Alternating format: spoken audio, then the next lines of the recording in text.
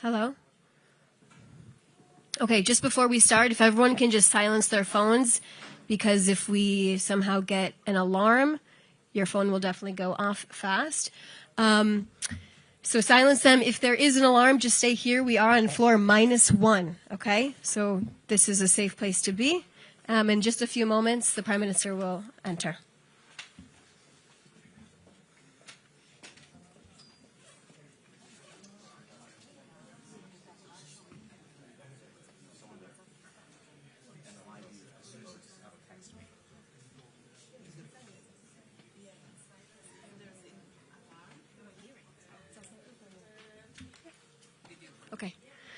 Okay, so airplane mode would be best for your phones, because if we hear and have sirens, it'll go through your ringer. Thanks, everyone.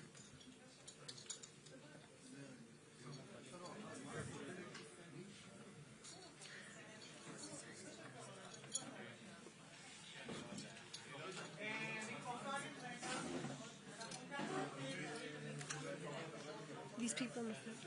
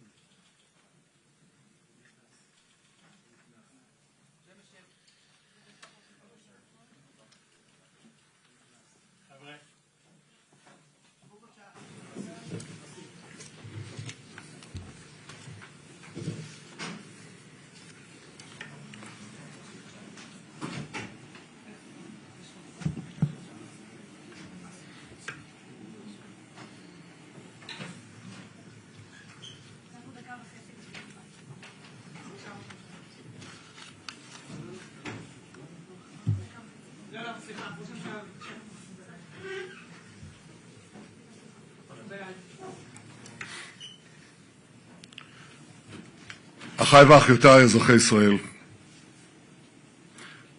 אני גאה בכם. אני גאה על העמידה האיתנה שלכם. אני יודע שזה קשה לשהות בחדרי הביטחון וקשה לשהות במקלטים. אני מבין את הקושי עם הילדים, עם הלימודים, עם העסקים. אני יודע כמה קשה לקשישים וכמה קשה למילואימניקים. חבריי ואני בממשלה, אנחנו פועלים כל יום כדי להקל עליכם, כדי לפתוח את הלימודים וגם את המשק, לעשות זה בהדרגה, לדאוג לפיצויים הולמים גם לבעלי העסקים, גם לשכירים, גם למשרתי המילואים, גם למשפחות שלהם. אנחנו משקיעים בזה הון עתק וצריך להוסיף עוד ועוד. אני יודע דבר אחד. אני יודע שאורך הרוח שלכם, ההקפדה על הנחיות פיקוד העורף, זה שאתם נכנסים למרחב המוגן פעם אחר פעם, כל אלה נותנים לי, לממשלה, לצה"ל ולזרועות הביטחון, להמשיך להילחם, להמשיך את המאמץ להשיג את יעדי המערכה.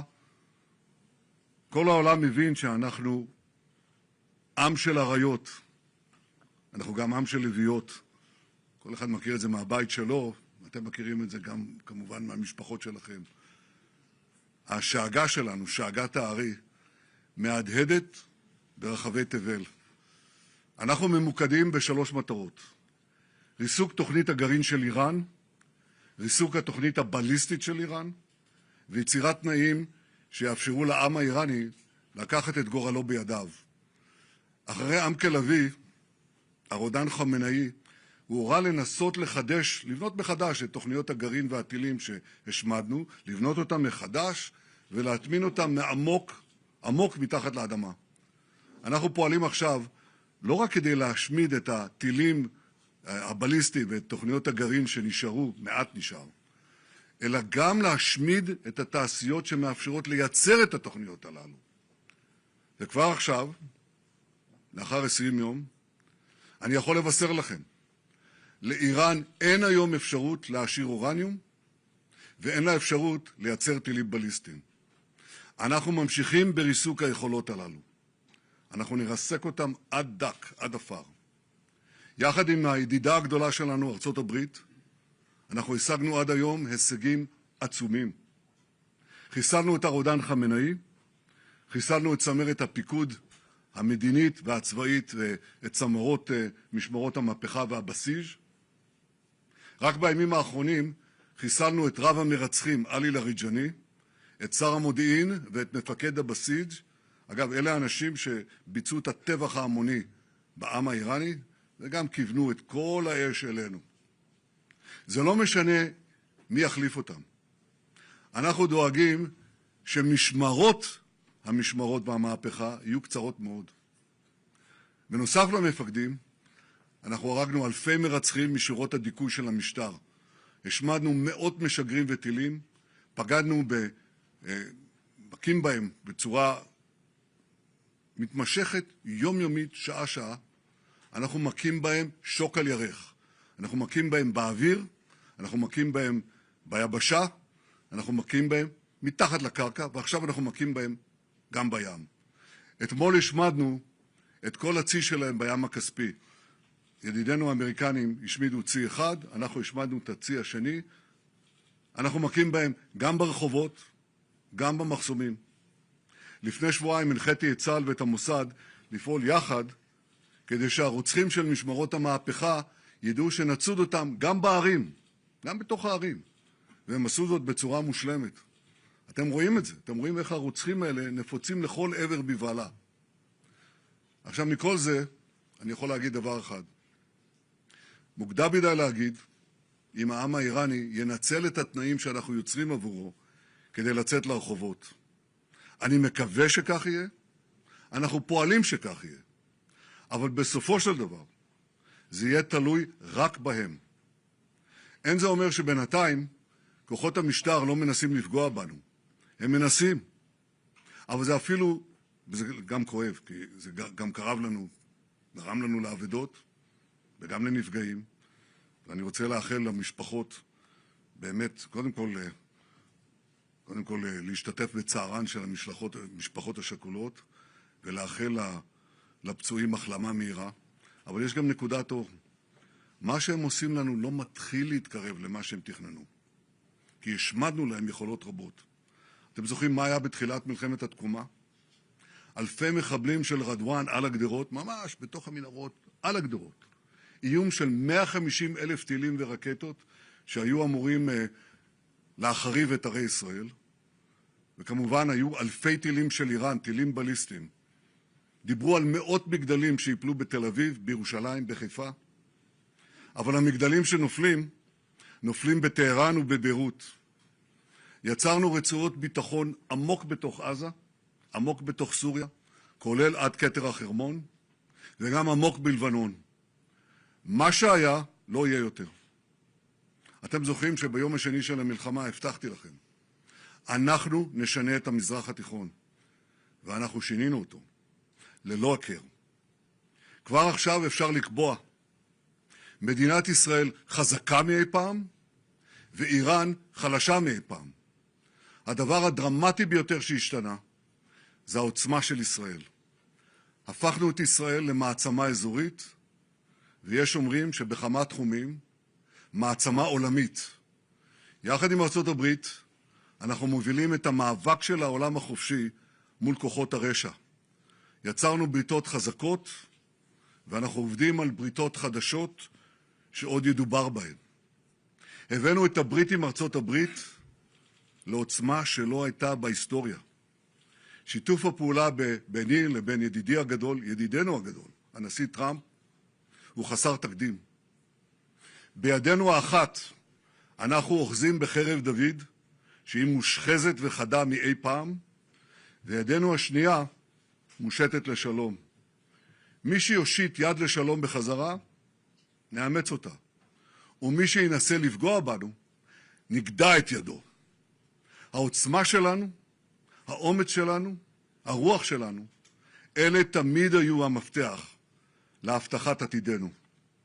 כדברי יהושע בן נון לבני ישראל, אל תראו ואל תחתו, חזקו ואמצו, כי ככה יעשה אדוני לכל אויביכם.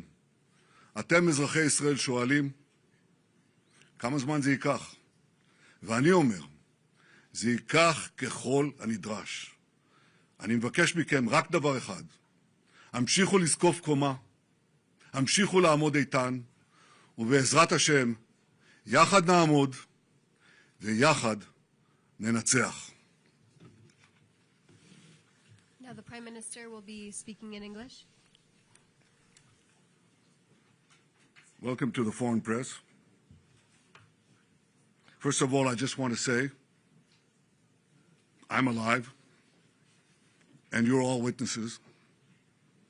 And now that I dispatched this piece of fake news, I want to give you an update on Operation Roaring Lion.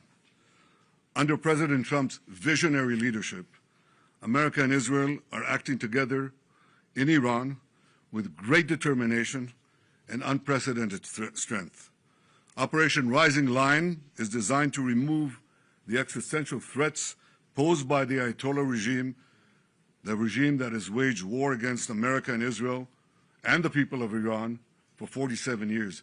It chants death to America, death to Israel, and it delivers death to its own people. Our goals are three. One, removing the nuclear threat. Second, removing the ballistic missile threat, and removing both of these threats before they're buried deep underground and become immune from aerial attack. And third, this means creating the conditions for the Iranian people to grasp their freedom, to control their destiny. Today, the Ayatollah regime is not only attacking America, not only attacking Israel, not only attacking the Iranian people, it is attacking the entire Middle East and beyond. They've attacked civilians and American assets in Iraq, Kuwait, Saudi Arabia, Bahrain, Qatar, UAE, Oman, and they've even attacked through their proxies Cyprus in Europe. We've warned for decades that their ballistic missile program would be used to attack these targets far and wide, and if they're not stopped, that's just the beginning. The death cult in Iran is trying to blackmail the world by closing a key international maritime route, the Straits of Hormuz. It won't work. Israel is helping in its own way, and intel and other means, the American effort to open the Straits of Hormuz, rather. But I want to ask you to imagine how the Ayatollah regime would be able to blackmail the entire world if they had ballistic missiles with nuclear warheads. Just imagine what they would do. Look at what they're doing now and imagine what they would do if they had ballistic missiles, international range ballistic missiles, and nuclear-tipped warheads. Just imagine what a great threat that would be. So today, Israel and the United States are protecting America, Israel, the entire Middle East, but I venture to say the entire world. Despite the fake news that is unfortunately being spread since the start of the war 20 days ago, we are winning and Iran is being decimated. Iran's missile and drone arsenal is being massively degraded and will be destroyed. Hundreds of their launchers have been destroyed, their stockpiles of missiles are being hit hard, and so are the industries that produce them. That's important. In Rising Line, we destroyed missiles and we destroyed a lot of the nuclear infrastructure. But what we're destroying now are the factories that produce the components to make these missiles and to make the nuclear weapons that they're trying to produce. We're wiping out their industrial base in a way that we didn't do before. Iran's air defenses have been rendered useless. Their navy is lying at the bottom of the sea. Today we hit the other part of their navy in the Caspian Sea. Their air force is nearly destroyed. Iran's command and control structure is in utter chaos. And I can tell you that there's still more work to do, and we're going to do it. And I want to close these opening remarks with one other fake news, and that is that Israel somehow dragged the U.S. into a conflict with Iran. Does anyone really think that someone can tell President Trump what to do? Come on.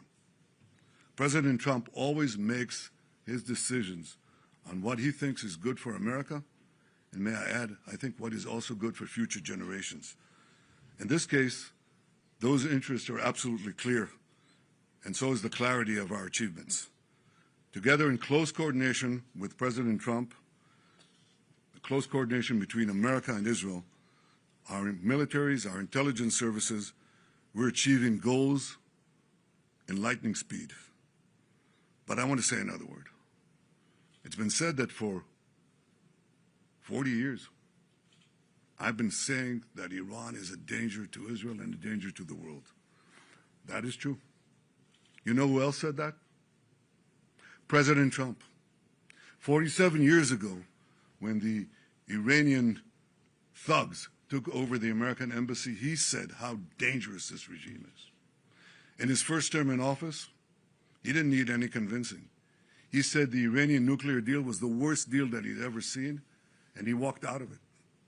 Right before his second term, before he was reelected, I went to see him in Mar-a-Lago. The first thing he said to me was, "Bibi, we've got to make sure that Iran doesn't have nuclear weapons." He said that to me. I didn't say it to him. He didn't need any convincing there either. Now, why did he say that? Because for more than 4 decades, this regime, as I said in the beginning of my remarks, is chanting, death to Israel, death to America. But they say Israel is only the small Satan standing in their way. The great Satan is the United States of America. And these ideological fanatics, these lunatics, define their raison d'etre, their reason for being, as wiping out Western civilization and America that leads it. They have claimed the lives, they've maimed and wounded thousands of Americans in Iraq and Afghanistan. They killed the American Marines in Beirut. They bombed your embassies. They tried to assassinate the American president, Donald Trump, not once, but twice. Now they blackmail for oil. Just imagine what they would do, what they're capable of doing, if these lunatics had nuclear weapons and the means to deliver them to every American city and every European city and everywhere around the globe. This is a danger for the entire world. It's certainly a danger for Israel. It's certainly a danger for America. We see eye to eye on that. President Trump and I, Israel and America. But I think if people are honest, if leaders are honest, they would understand that we're not only fighting our fight, we're fighting their fight.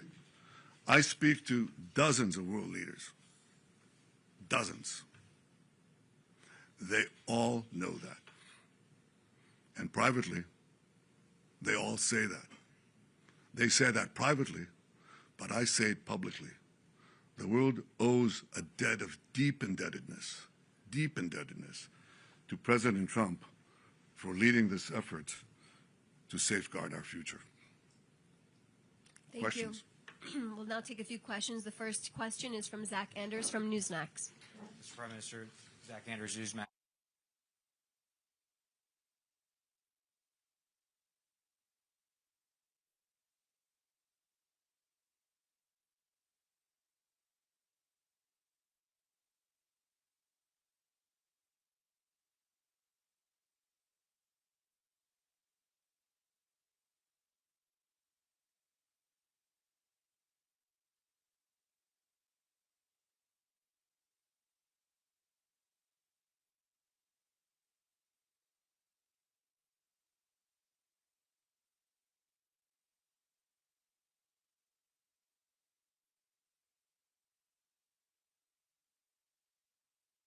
Want a transitional leader that will have a transition.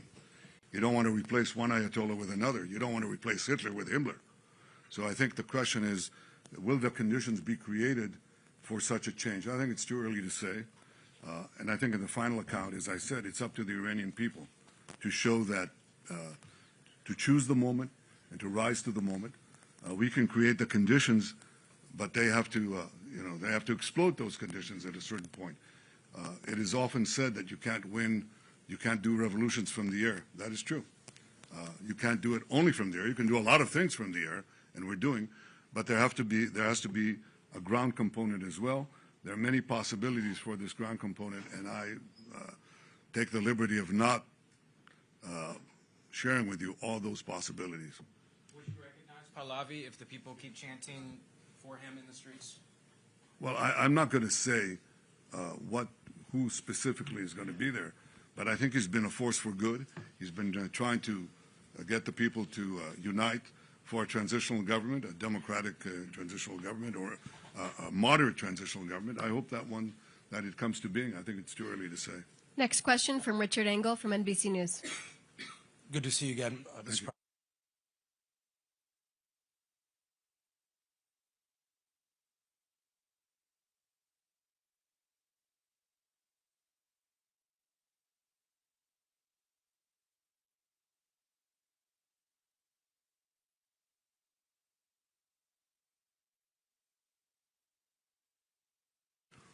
Well, I think we have concrete goals, how to do it, and that we want to, as I said, decimate the ballistic missile program, which we're doing, decimate the nuclear program, which we're doing. I think that those are goals that are achievable, but I'm not going to put a schedule or a stopwatch on it. I think we have goals that have to be achieved, and we're not counting the days. But I will say this canard that we drag the United States into it is not just a canard. It's ridiculous. It's just ridiculous. I mean, I think President Trump said it best, and I said it as well many times. There's always a danger in acting. But in conditions of existential threats, there's a much greater danger in not acting. What do you think would have happened if America did not act now? Just imagine what would have happened. In a few months' time, no more than a year, Khamenei, still alive, would have ordered the beginnings of the new nuclear program and the reconstructed ballistic missile program to move underground. Now, it'll take them a little time, maybe a few years, but you can't reach those programs. And they develop intercontinental ballistic missiles, okay? That means missiles that can hit Chicago and New York and Florida and Texas and California. Oh, but they don't have it yet. That's what people said. Right, let's wait. Well, just let them do it, just wait and let them do it. You won't be able to do it. It's the last moment. No, it takes a little time. I mean, you had a few months to prevent them from doing it and to just decimate these industries and perhaps achieve this transitional government in Iran. So you'd sit back and you say, well, it's not going to happen in the next Thursday, so let's not act. I tell you that there's enormous risk in not acting, much greater risk than acting. And if you think that the oil markets are in trouble today, think of Iran with nuclear weapons and the means to deliver them. Then think of the blackmail that you would endure. I didn't exactly ask, however. Okay, we're going to go to the next question. No, I think it's only fair that this is a serious subject. What is the question? One question for, Yeah, go ahead. for outlet. Go ahead. We don't have a lot of time. That's, Why don't this is the war? go ahead, ask. Of course, but you have There are, colleagues that oil, want to ask questions. there are oil fields around the world that are burning.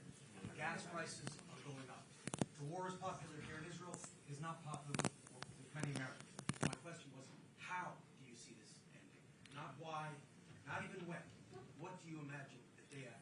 Well, we have achievable goals, and I'm not going to speak about the full battle plans that we have with the United States. We're well coordinated with them. I will say this, that once we achieve our goals, then I have argued, I think, and Americans understand this very well, because we're real partners. I think that what has to be done is to have alternative routes. Instead of going through the choke points of the Hormuz Straits and the Bab el-Mandeb Straits, in order to have the flow of oil, just have oil pipelines, gas pipelines, going west through the Arabian Peninsula, right up to Israel, right up to our Mediterranean ports, and you've just done away with the choke points forever. That is definitely possible. So I see that as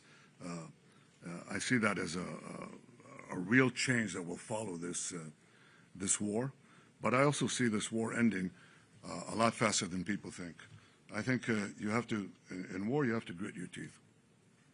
Churchill said that democracies suffer from the slumber of democracies, as he called it. And they only wake up, he said, they may wake up only when they hear the gong, the jarring gong of danger, is the way he put it. Well, you're hearing the jarring gong of danger. The jarring gong of danger is Iran gets nuclear weapons and ballistic missiles. That's not a jarring gong. That is an apocalypse. Don't let it happen. And the function of leaders is to stand and tell people the truth, even when things are uncomfortable. That's what you have to do. And you don't always see the danger in time. But leaders are tasked with the task of seeing danger in time and acting on it. And I hope that in time, people will see the wisdom and the courage of President Trump's decision and his leadership, and the fact that we're working together. America is not fighting for Israel. America is fighting with Israel for a common goal, to protect our future, to protect civilization against these barbarians. Next question, one question, Guy Azriel from I-24 News. Thank you, Prime Minister. Guy Azriel, I-24 News. President Trump said today he did not like the Israeli strike on the Iranian gas fields. My question to you, was the President aware of Israel striking that gas field? Did you approve it? And please, if you may, do you see any signs that the Iranian regime is collapsing? And what assurances do you give the Israeli public that if it does stand on its feet, we will not see another wave of a war with Iran in maybe 5 or 10 years? Well, I'll say two things. Fact number one, Israel acted alone against the Slawiya gas compound. Fact number two, President Trump asked us to hold off on future attacks, and we're holding out. What do we see what happens if are there any signs that the Iranian regime is cracking? A lot of signs. A lot of signs. I wish I could divulge all of them, but I see that. But will I tell you, will I commit right now that it's going to collapse? I can tell you that we're working to create the conditions for it to collapse. But it may survive, it may not. If it survives, it'll be a lot weaker. There's no comparison. It'll be at its weakest point, shorn of industries that it built over decades, death industries, shorn of many other capabilities that they have, and equipped with the experience, with the knowledge that if they try it again, they'll be hit again even harder. I cannot tell you of the technological developments that we are engaged in to anticipate this and other possibilities. But Israel has shown that it can do wondrous things. And in partnership with our American allies, we can do amazing things. Amazing things. As Pete Hegseth, the Secretary of War, said, these are the two most amazing air forces in the world. It's the two most amazing intelligence services in the world. It has the capabilities to confront these barbarians and to outstrip them, both in innovation and, when necessary, in lethality. It's directed, it's targeted lethality. It's going against the killers and as much as possible to avoid civilian casualties. We have those capacities. We're building them for the future. That is what safeguards the future. You know, if people want to be naive, that they don't see the kind of world we're living in. In this world, it's not enough to be moral. It's not enough to be just. It's not enough to be right, you know? One of the greatest writers of the 20th century, someone that I admire a lot, was the historian Will Durant. Now, he wrote many volumes. I read most of them. He also wrote The Lessons of History, very brief, 100-page book, in which he said, well, history proves that, unfortunately and unhappily, Jesus Christ has no advantage over Genghis Khan. Because if you are strong enough, ruthless enough, powerful enough, evil will overcome good. Aggression will overcome moderation. So you have no choice. If you look at the world as it is today, you have to be blind not to see that the democracies led by the United States have to reassert their will to defend themselves and to oppose their enemies in time while there's still time, before the jarring gong of danger wakes them up and wakes them up too late. This is where we are now. The fact that people don't see that, the fact that a lot of the news media are harking on a lot of fake news, but also a lot of short-sightedness, and do not see the historic period and the historic struggle that we are engaged in now, doesn't obviate these truths. We have to be strong. We have to be armed. We have to be more powerful than the barbarians, or they will not be merely at the gate. They'll crash our gates and destroy our societies. That's what Israel is doing now with the United States. And I'm very proud of the fact that the Israeli people are standing strong, that the Israeli army is standing strong. We rose from October 7th. Our people, our soldiers, rose like lions. But in protecting ourselves and in joining with our great American friends, we're also protecting the entire world. Thank you. Next question, Tom Burridge from ABC News. Hi, Tom Sufi Burridge, ABC News. Prime Minister, given the escalation of attacks on US allies across the Gulf, given the spiraling energy costs, the high costs in general, the US service personnel killed in this war, many Americans are asking that question, whether you misled their government into starting this war, and for how long should Americans keep paying the price? Well, I misled no one, and I didn't have to convince President Trump about the need to prevent Iran from developing its nuclear program, putting it underground, and being able to launch nuclear-tipped missiles at the United States. He understood that. He explained it to me. I didn't explain it to him. And I think that our partnership is the only way to avoid this catastrophic development. The loss of servicemen is painful. Early on in my military service, a fellow soldier died in my arms. I lost a brother who fought terrorists, led the historic Entebbe rescue. The cost to bereaved families is enormous, and I sympathize and send the condolences of the people of Israel to these families and to the American people. Freedom is precious. It has its costs. But if you're not prepared to defend it, if you're not prepared to resist the tyrannies that are trying to arm themselves with the weapons of mass death, you will have no future. And therefore, we're doing what we can. As far as oil prices rising, spikes, you know what a spike is? You know what a spike is? It goes up and goes down. The Americans are working very hard, and we're trying to help them in every way that we can, to open the straits of Hormuz. And if they succeed, which I think they will, then oil prices will come down.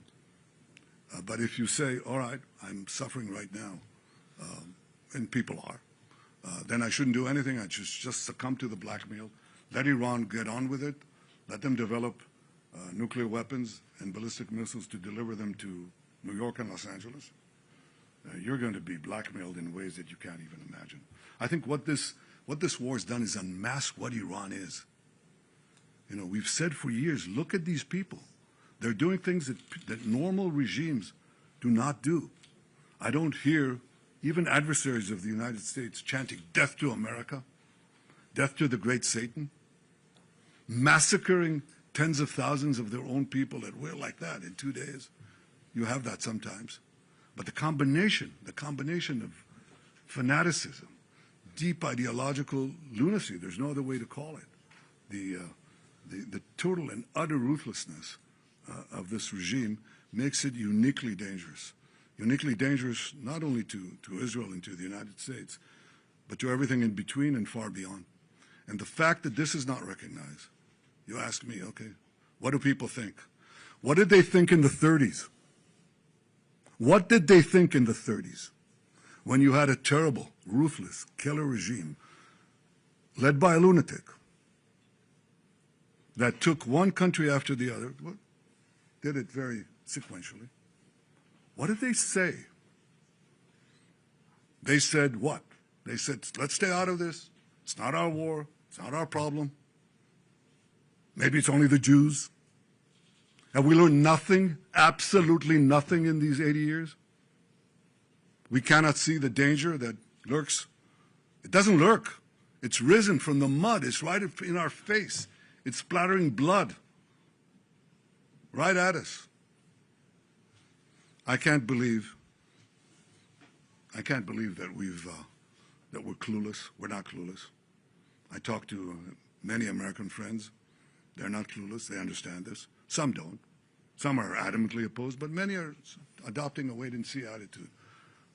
But I can tell you that I've spoken, as I said a minute ago, I've spoken to many, many leaders. We're talking about dozens and dozens of leaders. And they all say the same thing. I understand it. Some of them come out and say it. They're bold. And some of them say, I don't know, I wish, I understand it, but some of my people don't, or my news media are against me and so on. I was glad to see in the United States that an enormous enormous percentage of President Trump's supporters, traditional supporters, understand it. And I hope that my friends and colleagues of many years on the other side of the aisle, those who understand and agree with what I just said, and there are quite a few of them, have the courage to come out and say it. Because at the end, what is the task of leaders if you're a leader? The most important thing is to assure the security of your people. And that means identifying danger in time and acting against it. That is a prerequisite for the survival of any biological organism. You have to identify danger in time and act in time against it. You either fight or flight. These are the two options you have. Where can you flee? Nowhere, because Iran can reach any part of the world. So you have to, at a certain point, fight. And this is the juncture where we've reached in time. Not too late, but in time.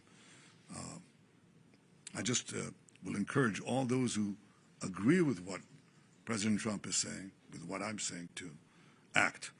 I didn't have to convince President Trump of anything. He didn't need any convincing. He acted as a great leader does to protect his country and to protect the future. Thank you. Next question. Alex Trayman from JNS. JNS, right behind you, yes. Mr. Prime Minister, Hezbollah has opened up another front against Israel, launching rockets against Israeli civilians. Now ground troops are inside Lebanon. Is there any hesitancy toward launching a full ground operation to eradicate Hezbollah? And what would eradicating Hezbollah do to transform Israel-Lebanon relations and the greater Middle East? Look, Alex, I can't divulge our battle plans. Obviously, Hezbollah is not what Hezbollah had been. I said in my opening remarks in Hebrew that they were talking about 150,000 rockets and missiles that they had, ballistic missiles. They had thousands of Ridwan terrorists right next to our fence underground, ready to invade. We knocked them back. We destroyed the bulk of their missile capacity in 6 hours. We knocked out Nasrallah. We destroyed all the Hamas, or rather all the Ridwan infrastructure right next to our border. We now have a security corridor, a security zone that is there that prevents this kind of invasion. And we have plans for the future. Obviously, our number one effort is geared towards Iran. If the regime goes, you know that Hezbollah goes. But in any case, we're devising our plans in such a way that we could remove this threat as well. Thank you. Final question from Jeremy Diamond at CNN. Mr. Prime Minister, Jeremy Diamond, CNN. Nice to see you. You've assassinated Iran's supreme leader and dozens of other senior Iranian officials. The result of that so far has been the appointment of a new supreme leader considered to be even more hardline than his father. The Iranian regime is not showing any signs of collapse as of now. So I wonder, what do you say to those who say that killing those individuals is in fact empowering the hardliners in Iran? And are you confident that your strategy will still lead to regime change? And then secondly, if I may, you've also indicated today that you made a commitment to President Trump not to strike these oil and gas facilities in the future. Should President Trump come to you one day and say oil prices are too high, it's time to end this war, will you listen to him? And do you need the United States in order to continue this campaign alone? Was that a single question? Jeremy really hogged it, but I'll answer your questions. I'm not sure who's running Iran right now. Mujtaba,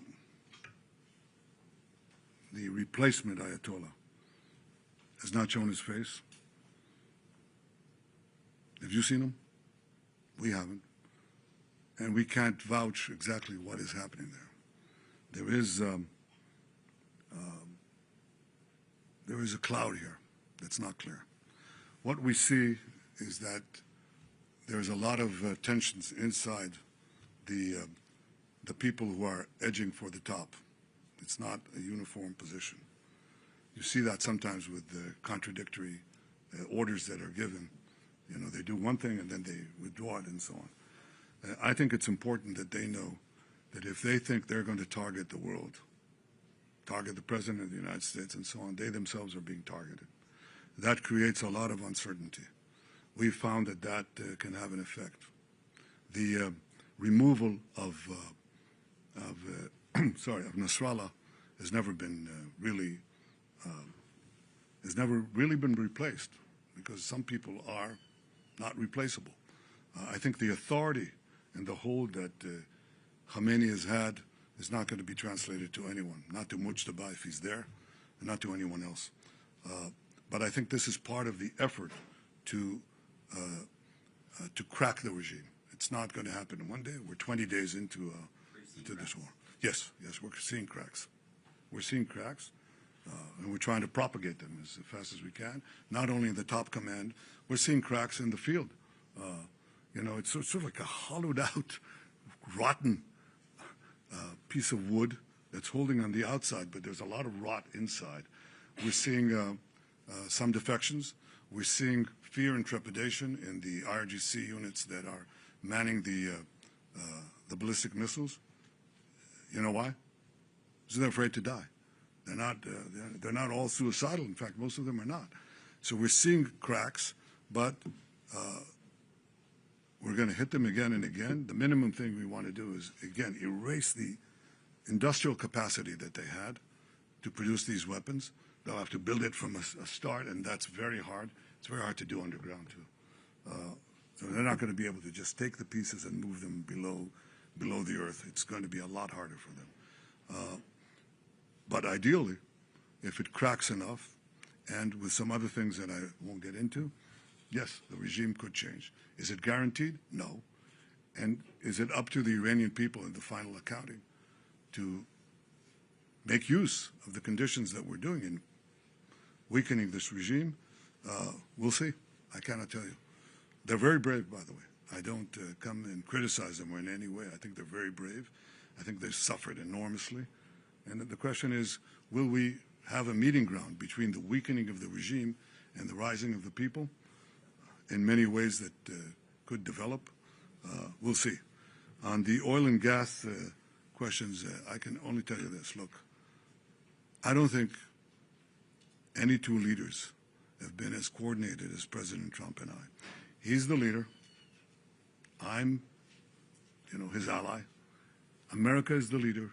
Israel is, as the National Security Memorandum described us, I think a month ago, 6 weeks ago, I think, something like that. They called Israel the model ally. That's how they call it, the model ally. It's not a superpower, but America is seeking around the world, and you hear it from the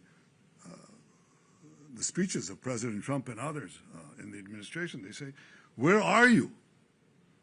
We've helped you all these years. Where are you when we're doing something that is as important, at least as important for you as it is important for us? And yet one country is there, and against all the vilifications that are leveled at Israel, Israel is sponging off America and all that. No, it's not. It's not. Israel is a brave country, a resolute country, with an incredible army, incredible soldiers, incredible courage, and we're fighting alongside the United States when the chips are down. We're fighting with the United States. We're fighting for a common goal. So I can tell you that that's the most important coordination. But in practice, President Trump and I speak regularly. We discuss things. Our staffs discuss things. Our militaries are in close coordination as never before. But ultimately, President Trump makes his own decisions. And do I respect them? Yes, I do. The question is whether you would or could continue the war without... Just one question, Jeremy. Thank you. Could you without the United States? Without the refueling capabilities, for example? We're going to close. Thank you so much. Thank you, Mr. Prime Minister. You Thank exhausted you, your everyone, questions. for your questions today.